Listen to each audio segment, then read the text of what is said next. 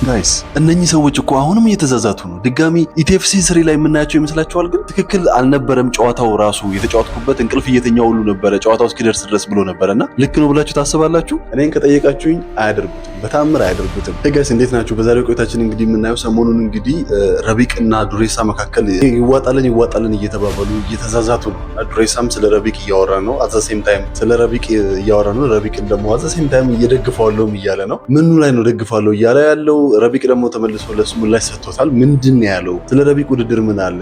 ዱሬሳ ስለ ራሱ ውድድር ከዚህ በፊት ተደርጎ ስለተሸነፈበት ውድድር ምን አለ? ሮቤልና ንቃተ ህሊና መካከልም ከዛች ከፕሬስ ሪሊዙ ቀን ከነበረው ጥፊ ጋር ተያይዞ ራሱ ሮቤል ምን አለ? እንዴት አድርጌ ነው የምከፍለው በቀለዋለሁ አይነት ንግግር እየተነጋገረ ነበርና ለዛ ደግሞ ምላሽ ደግሞ ራሱ ንቃተ ህሊና መልሶ መልስ ሰጥቶታልና ምን አሉ የሚሉትን ነገር አብረን ለማየት እንሞክራለን። አብራችሁን ቆዩ፣ የትም እንዳትሄዱ። ሰብስክራይብ እያደረጋችሁ ጠብቁኝ። አብራችሁን ቆዩ። ሶ ጋይስ ከመጀመሪያ ቪዲዮአችን እንግዲህ ስንጀምር ረቢቅ ለዱሬሳ መልስ የሰጠበትን ቪዲዮ በተከታታይ እናያለን። ከዛ በመቀጠል ሮቤል እናይና ከዛ ደግሞ የጆኒን መልስ የሰጠበትን ነው ደግሞ ስለ ሴዶ የተናገረበትን በጣም አስቂ ነገር አብረን እንሰማለን። አብራችሁን ቆዩ። ረቢቅ ትላንትና ዱሬሳን ኢንተርቪው አድርጌ ነበርና ባለፈው በኢቲኤፍሲ 01 ላይ ባደረግነው ፋይት እኔ ደካማ ጎን ኖሩኝ አይደለም ያሸነፈኝ፣ ኪሎ ከልክ በላይ ከተወፈ አድርጌ ስለነበረ አቅም አልነበረኝም፣ መቆም እንኳን አልቻልኩም ነበርና ለዛ ነው ያሸነፈኝ እንጂ ችሎኝ አይደለም እያለ ነበርና ባለፈው ኪሎ አንተ ወደሱ መምጣት አልቻለኩም ወይ መሀል ላይ መገናኘት አልቻላችሁ ነበር? ኪሎ በራሱ ኪሎ ነው እጄ የተጫወትኩት። ያ ማለት እሱ እንደ በኢትዮጵያ በ70 ኪሎ ሻምፒዮን ነበረ። ያ ሻምፒዮን የሆነው ደግሞ እኔንና አንድ ግሪካዊ ነው ምናምን አሸንፎ ነው የ70 ኪሎ። በዛው በ70 ኪሎ ነው የተጫወት ነው። የተፈራረምንበትም ወረቀት አለ። እኔ እንጃ እሱን አላየውም ይሆናል እንጂ ፌዴሬሽን ራሱ በ70 ኪሎ ነው ያጫወተን። 68 ኪሎ ላይ ነው እኔ የሄድኩት እያለ ነበር። የሚባል ነገር የለም። በ70 ኪሎ ነው ተፈራርመን የተጫወት ነው። ምናልባት የዛን ቀን 68.9 ምናምን ነበረ ሲመዘን። ያ ማለት በ68 ተጫውቷል ማለት አይደለም። ኦሬዲ 70 ኪሎ እንዲመጣለት ከታድጎ መጣ፣ ኦቨር ቀንሷል ማለት ነው። የራሱ ችግር ነው። 70 ኪሎ ነበር ይዞ መምጣት የነበረበት፣ በ70 ኪሎ ነው የተነጋገርነው እንጂ 68 እና ምናምን ተብሎ አይደለም። እንደውም መጀመሪያ አካባቢ ስንት ኪሎ ነው ምናምን እኔ እሱን አስፈቅጄው ነው እንደውም 70 ኪሎ ራሱ የሰጠሁት። ተሼን ራሱ ተጠይቀው ስንት ኪሎ ነው ምናምን 73 ነው። በቃ 3ቷን ቀንስና 70 ኪሎ ላይ እንጫወታለን። እኔ 64 ነበርኩኝ። እኔ ራሴ ኪሎ ይዤ እመጣለሁ፣ አንተ ግን 70 ኪሎ ሁን። በቃ አለቀ። በ70 ኪሎ ነው የተጫወት ነው እንጂ እኔ ጋር 68 ና ተብሎ አይደለም። እሱ አንተ የስንት ኪሎ ተጫዋች ነው? እኔ 67 አንተ እሱ ደግሞ 73 70 ኪሎ ነው የሚጫወተው። ኢትዮጵያ ላይ በ70 ኪሎ ነው ሻምፒዮን የነበረው። 73 ኪሎ ተጫዋች ነኝ ነበር ያለው። 73 ከማን ነው የተጫወተው? ሲለፈልፍ የነበረው 70 ኪሎ የኢትዮጵያ ሻምፒዮን ነኝ ነው ሲል የነበረው። እኔን አሸንፎኝ ከዚህ በፊት ማለት ነው። እና ያንን 70 ኪሎ ራሱ ሞልቼ አልነበረም በፊት የምጫወተው። ዝም ብዬ በራሴ ኪሎ ሆኜ ግን እሱን እገጥመው ነበር። አሁንም በ70 ኪሎ ነው የተጫወት ነው። አይ አልተሸነፍኩኝም የሚልም ከሆነ ደግሞ እንደገና በ70 ኪሎ እንደግማለን ሌላ ጊዜ። ኢቲኤፍሲ 03 ላይ በ70 ኪሎ አው በ70 ኪሎ ከዛ በላይ ቀንሶ እንዲመጣም አልፈልግም፣ ይጎዳል። የምር ነው። 67 ነው እኔ ጋር አይመጣም። በ70 ኪሎ እንደገና እንጫወታለን። ኪሎ አስተካክሎ ከመጣ ካንተ ምን ይጠብቅ ብዬው ነበርና ሌላ ዱሬሳ ዱላዮችን መሸከም አይችልም እና ያለ ነበር እኮ በ70 ኪሎ ነው እሱ 73 አይደለ? እኔ 67 ነኝ። 3 ኪሎ ጨምራለሁ፣ 3 ኪሎ ይቀንሳል። ኪሎ እኮ 70 ኪሎ ነው ግን አላቅም 73 ነኝ ምናምን የሚለው እንዴት እንደሆነ አላቅም። ከአንድ ሳምንት በኋላ የምታደርገው ፋይት በተመለከተ የደቡብ ሱዳናዊው ስካይ የሚባለው ሰውዬ እኔም ዱሬሳ ማሳካት ያልቻልነውን የወርልድ ሙay ታይ ሻምፒዮንሺፕ ታይትል ቤልት አለው እሱ አሳክቷል ብለህ ነበር አንተ። ከዛ ሲነግረው ማሳካት ያልቻለው ረቢቅ ነው እንጂ እኔ አሳክቻለሁ ለዱቢ ቤልቱን አለኝ ስሙን ለመገንባት ይዋሻላል። ኖ እኔ ዋሽቼ አይደለም። ዱሬሳ ያሳካው አንድ ሳሚዮት የሚል አሶሲዬሽን አለ። የዛ አሶሲዬሽን ቶርናመንት አይደለም። ይሄ ልጅ በቶርናመንት ብዙ ውድድሮችን አድርጎ ነው ወርልድ ሻምፒዮን የሆነው። ዱሬሳ ግን አንድ ልጅ ተጠርቶ ከአንድ ልጅ ጋር ተጫውቶ ነው ያንን ነገር ያሳካው እንጂ የባለፈውም ከአንድ ልጅ ጋር ነው ተጫውቶ ኦሬዲ ታይትል ቤልትም ያለው አይመስለኝም፣ ግን አሸንፏል። ወርልድ ሻምፒዮን ልንለው እንችላለን ይበለው እንደራሱ።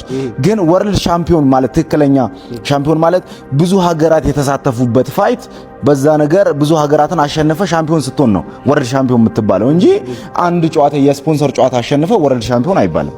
አንተ ያንን ነው ለማወቅ አለብህ። ዱሬሳ ስካይ ጋይ ፋይት ሲያደርግ ምን አይነት ጨዋታ ነው መጫወት የነበረበት፣ እንዴት ፋይት ማድረግ አለበት ብዬ ጠይቄው ነበርና ከኔ ጋር ሲጫወት እንደነበረው ነው መጫወት ያለበት። ወደ ኋላ እየሸሸ መጫወት አለበት። ካልሆነና ለመጋፋጥ የሚሄድ ከሆነ ረቢቅ ሟች ነው። ምክንያቱም ስካይ የሚባለው የደቡብ ሱዳናዊ ፋይተር በጣም ክሊንቺንግ ኤልቦ በጣም ይችላል፣ ጥንካሬ ይበልጧል፣ የቁመት አድቫንቴጅ አለው ምናምን ሲል ነበርና ትክክል ነው ይሄኛው ሐሳብ? ልክ አይደለም። እኔ ማሳየውን ያያል እዛ ውስጥ ልክ ዱሬሳ ልክ አይደለም። ያ ጨዋታ የተደረገው ለዱሬሳ ብቻ ነው። ለዚህኛው ሌላ ጨዋታ ነው የተዘጋጀለት።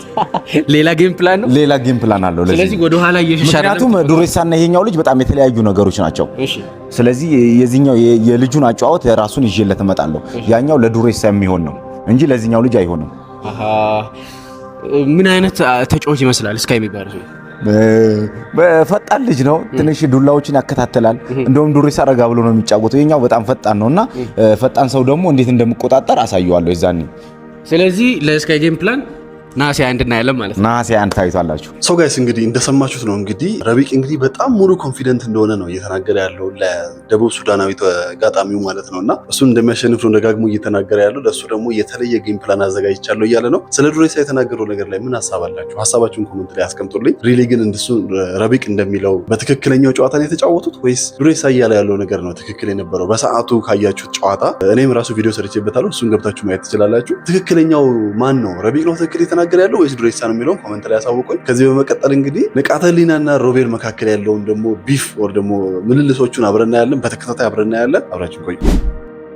የባለፈውን ጥፊ በምንድን ነው ዋጋ ለማስከፈል ያሰብኩት? አልቻለም። ፊቴ መቆም አልቻለም። አይኔን ማየት አልቻለም። እሺ ያው የአንበሳው ስራ የታወቀ ነው። ስለዚህ አፈፈ ማድረግ ነው ዋና። ንቃተ ህሊና ጥፊው መንስኤ ምን ይመስልሃል? ስለፈራ ነው። እሺ ግን ያሰብኩት ምን ነበር መሰለህ? እሺ እሱ ሲመጣኝ በቀኝ እኔ ሐሳቢ መጻፉም የሚለው አንደኛው ፊት ሲመታ ሌላኛው ስጠዋል የሚለው ልሰጠው ነበር፣ ግን ፈርቶ ላገኘው አልቻልኩም። ጣጣው በጣም ያስተዋልኩት ነገር ልንገርህ፣ በጣም ተናደህ ነበርና ናሲ አንድ የሚቀሰቀስ ይመስላል ይያለው። የአንበሳው መጨረሻው አንድ ያድናል። መጨረሻው ላይ አፈፍ ነው። ንቃተ ህሊናን ፌሶ ስታረጉ ፍርሃት አይተህበታል? ፈሪ ነው። ከነ ጅምሩ እሺ ምን ይሄን ብቻ ነው እንዴ? አልቻለም። ፊቴ መቆም አልቻለም። አይኔን ማየት አልቻለም። እሺ አይኔን አይ ኮንታክት ማድረግ አልቻለም። እሺ ለንቃተ ህሊና ልትለው የምፈልገው ነገር ካለ ያው ማን ነው አንተ? ለንቃተ ህሊና መልእክት ለሱ ሰው አግኝተህ ነው ልትለው ነገር የለው? ኧረ የለኝም። እሺ ብሮ እገለዋለሁ እያለ ነው።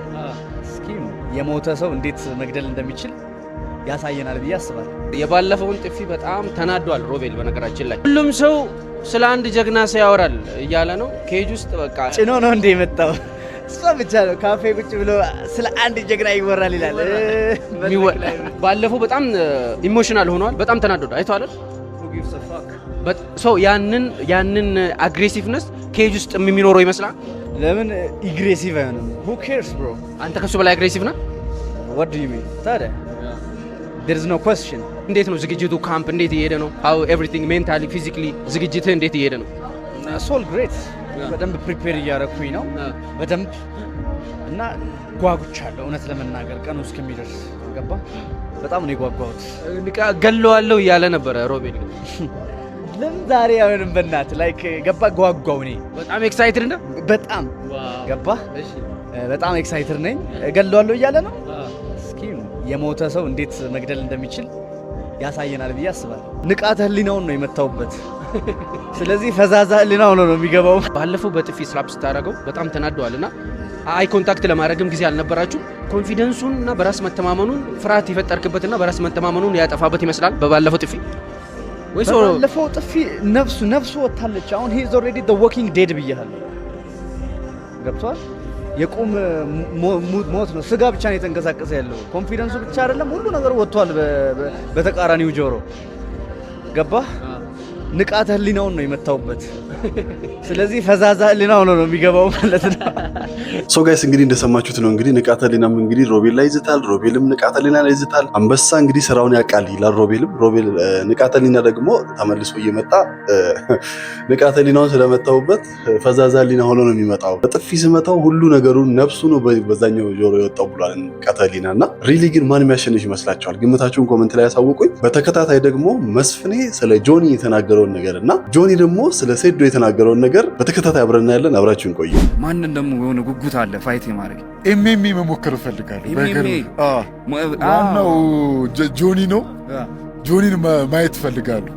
ጆኒ አትቆይም እያለ ነበር። እሱን ቪዲዮውን የማይቸው ነበርና 11 ዓመት ጀምሮ የሰራው ማርሻል አርት 30 ሰከንድ አያድንም።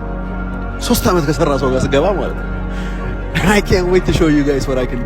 ወደ ኤምኤምኤ ሽፍት የማድረግ ሐሳብ አለ። ብዙ ኢንተረስቱ አልነበረኝም፣ ግን የተናገራቸው ነገሮች ስላሉ መስፍን ብሩ ከኔ ጋር 100 ጊዜ ቢገባ በኤምኤምኤ ማች 100 ጊዜ ነው ያሸንፈዋል። እድሜ ልክህን ቦክሲንግ ከ11 ዓመት ጀምሮ ቦክሲንግ ሰርቻለሁ ስላልክ ከ11 ዓመት ጀምሮ የሰራው ቦክሲንግ እሱ መልስ መስጠት እፈልጋለሁና ቀጣይ በዛ እጠብቃለሁ። ኤምኤምኤ ላይ እንጠብቅ። በቲኤፍሲ 04 ወይ 05 ሊሆን ይችላል። አቤኔዘር ጋር የሚደረገውን በአሁኑ በቲኤፍሲ 02 ምን ታስቢያለሽ? እሱ ጋር የሚደረገውን ፋይት ያው በጉጉት እየጠበቅኩ ነው። ቀኑ አልደርስ ብሎኛል እና እንገናኛለን። በደንብ ጥሩ ጨዋታ አሳያቸዋለሁ ለደጋፊዎቼ፣ ለአድናቂዎቼ እነሱን የሚመጥን ነገር አሳያቸዋለሁ። አሸንፌው ነበረ ምናምን ብሎ ነበረ ከዚህ በፊት ባደረጋችሁ ጨዋታና አላመነም እስካሁን። እስቲ ለራሱ ዘረረሽው ራሱ ነበርና ለሱ ምን አስተያየታለሽ? ምንም አስተያየት የለኝም። አሁን ደግሞ በደንብ እንዲያምር እንዲቀበል አደርገዋለሁ። ከሱ ውጪ ኢትዮጵያ ውስጥ በጣም የምትወደው ቦክሰኛ ማን ነው? በጣም ለአንተ ኢንስፓየር የሚያደርግ የኢትዮጵያ ቦክሰኛ የምትለው ማን ነው? አሁን ላይ ማንም የለም። አሁን ላይ ማደንቀው ራሴ ነው። እሺ ከውጪስ ያንተ ምን ጊዜ ምርጥ ቦክሰኛ ማለት? እሱ ግልጽ ነው። ካሜራማኑም የሰፈሬ ልጅ ነው፣ ፋኒ ነው፣ ሜዌዘር ነው። ሜዌዘር አድናቂ ነው። ሶ ጋይስ እንግዲህ እንደሰማችሁት ነው እንግዲህ መስፍኔ ደግሞ ኤምኤምኤ ከጆኒ ጋር መግጠም ፈልጋለሁ እያለ ነው። ፕሮባብሊ ኢቲኤፍሲ 03 ወይም 04 ላይ ከጆኒ ጋር የሚገናኙ ይመስለኛል። ፕሮባቢሊቲው ምንድን ነው? መስፍኔ የአሁኑን ኢቲኤፍሲ 02ን ካሸነፈ፣ ጆኒ ደግሞ አዘ ሴም ታይም ኢቲኤፍሲ 02ን ሴዶን ካሸነፈ ፕሮባብሊ በኤምኤምኤ ሁለቱም የሚገናኙ ይመስለኛል። የሚገናኙ ይመስላችኋል? ፋይት የሚያደርጉ ይመስላችኋል? እኔን ከጠየቃችሁኝ አያደርጉትም፣ በታምር አያደርጉትም። ከዛ በተጨማሪ ኢትዮጵያ ውስጥ ማንን ነው በቦክስ የምታደንቀው ሲባል ማንንም አላደንቅም፣ እኔን እንደ አራያ ማየው የለም ብሎ ተናግሯል። እና በቀጣይ ደግሞ ጆኒ ስለ ሴዶ ምን አለ የሚለውን አይተን እንጨርሳለን። አብራችሁ ቆዩ ጋይስ። ጆኒን አግኝተነዋል። ጆኒ እንግዲህ መጀመሪያ ሳይት ዝም ይለኝ እንቁላሉ ነው። ስለ እንቁላሉ እናውራና እኔ ለንቃተ ህሊና አትሊስት እንቁላሉ በፖዚቲቭ መንገድ ነው የዋለው። ኦኬ ሴዶ ላይ ግን ዌስት የሚደረግ መሰለኝ። ቢጣል ይሻላል ሴዶ ከሚበላው። ሴዶ እንዴት ተገልጸዋለክ? ተገልጾ ማያልቅ በኢሞጂ ያሳየኝ ብለ ምን አይነት ኢሞጂ ሰጠዋለክ? ይሄ ሊያስመልሰው የመጣው ኢሞጂ አለ። አሁን አንተ ብታሸንፍና እንደ ንቃተ ህሊና አብሮ ልስራ ቢል ታሰራዋለክ? እዛው ክላስ የመጀመሪያውን ክላስ እዛው ነው የምንጀምረው። ይሄ ለሴዶ መማሪያ ይሆናል። ፋይቱ ራሱ ለሱ ክላስ ነው። ጥንካሬው፣ አቅሙ፣ ኖክአውት ፓወሩ doesn't really matter። በሱ ተማምኖ ነው ብዙ ሰው የሚገባው ከኔ ጋር ፋይት ለማድረግ ሲሞክር። እዛ ሲገባ አብዩኤል ወደ ጥልቁ ገብተህ ታውቃለህ ሲለው ምን ለማለት እንደፈለገ አሳየዋለሁ። ሴዶ ቤዚክሊ ዋና ሳይችል ውቅያኖስ ውስጥ ነው የሚገባው እና አሰምጠዋለሁ። ሶ ጋይስ እንደሰማችሁት ነው እንግዲህ ሴዶ ዋና ሳይችል ውቅያኖስ እንደገባ ነው ማደርገው። አሰምጠዋለሁ። የሱ ኖክአውት ፓወር፣ የፓንች ፓወር፣ የቦክስ ፓወር ምናምን እዚህ ጋር እኔ ጋር ሲመጣ ምንም ትርጉም የለውም ሴዶ እያለ ነውና ጆኒ እንደዛ እያለ ነውና ሪሊ ግን ማን የሚያሸንፍ ይመስላችኋል? የምርም ጆኒ እንዳለው እንግዲህ የሚያሸንፍ ይመስላችኋል? ሐሳባችሁን ኮሜንት ላይ አስቀምጡልኝ። ላይክ እና ሼር እያደረጋችሁ አይደለም? ፕሊዝ ሰብስክራይብ አድርጉ። ላይክ፣ ሰብስክራይብ፣ ሼር እያደረጋችሁ ብትጀምሩ ለኔ ይጠቅመኛል፣ ለእናንተ ምንም አይጎዳችሁም። ስለዚህ ላይክ እና ሼር አድርጉልኝ። ሰብስክራይብ እያደረጋችሁ ዋናው ነገር እንዳትረሱ። ፒስ አውት